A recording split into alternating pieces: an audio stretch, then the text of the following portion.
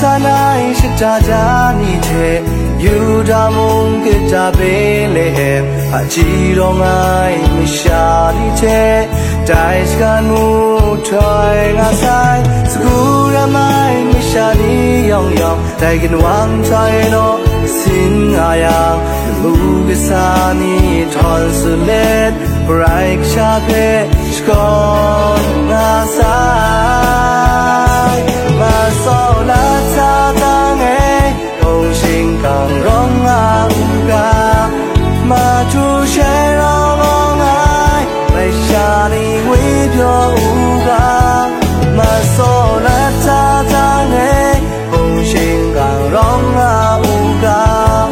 ma chu she rong ai mai shani with your uga kani sa ta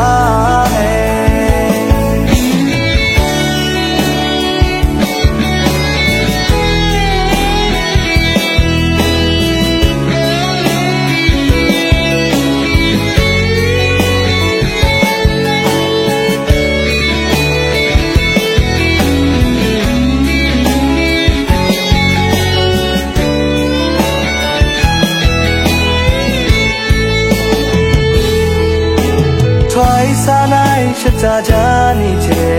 yuramung kitabele ajirongai mishani che daiskanmu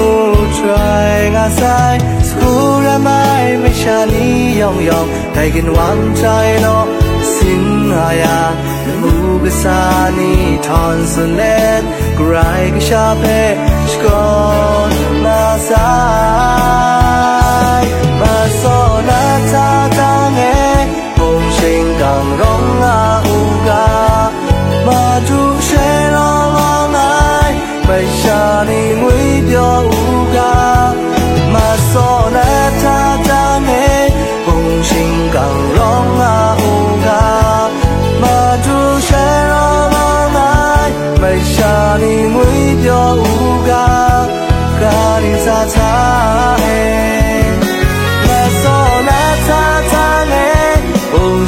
càng rong uga ma chu she rong ai mai shani ngui pyo uga ma so la ta ta ne ong shin càng rong uga ma chu she rong ai mai shani ngui pyo uga ka ni sa ta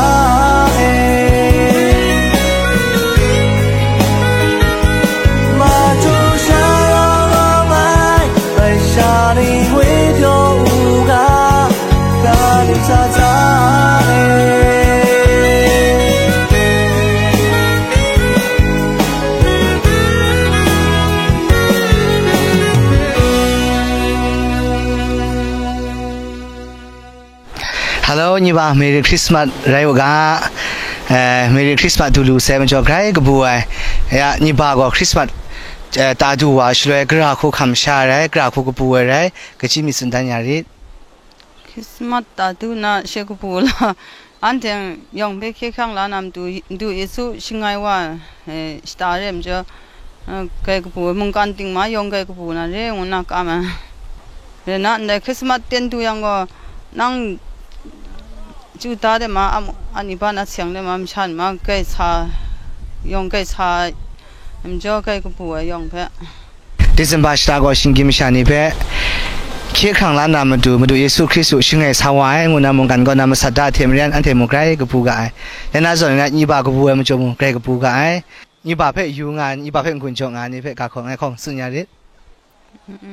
ani ba phe de son na sang kun chu ni yong an sang da de ya shingai wa du yesu o kunna ante ngai phe sang kun chu yong an sang da ground na tham sang ga shman chi chu chu yaw ga ngona dem tu yesu shingai wa khe khang la lam ta AQP ani ba mung yong nam tu AQP ya chi chu ba amen amen amen chi chu ba